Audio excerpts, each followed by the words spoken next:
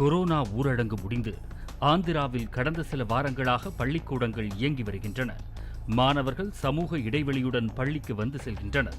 இந்த நிலையில் அரசு ஜூனியர் கல்லூரி என்று அழைக்கப்படும் மேல்நிலை பள்ளியில் சத்தமில்லாமல் விபரீத சம்பவம் ஒன்றை நிகழ்த்தியுள்ளனர் இரு 2K கிட்ஸ்.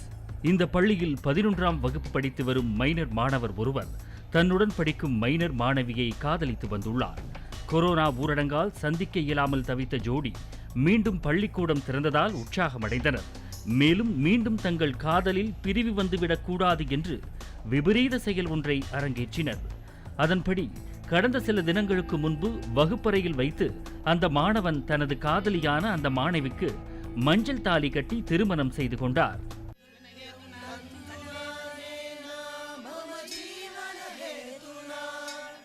ಅದೆಟ್ಟು ಗೊಲ್ಲಿಗೆ ಅವಡ ಕೂಡ ಚತ್ತರ್ನ ಬೈವಿತ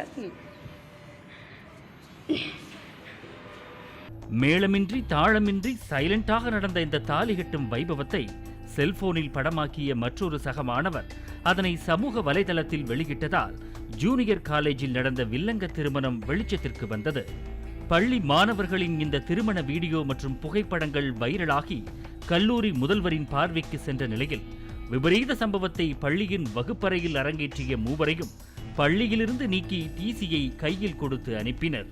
இருவருக்கும் 18 வயது பூர்த்தியடையவில்லை என்பதால் இந்த திருமணம் செல்லாது என்று கூறப்படும் நிலையில் பருவக்கோளாறில் தாலி கட்டிக்கொண்ட இந்த இரு 2K கிட்ஸ்களால் அவர்களது பெற்றோருக்கு தலைக்குனிவு ஏற்பட்டுள்ளது.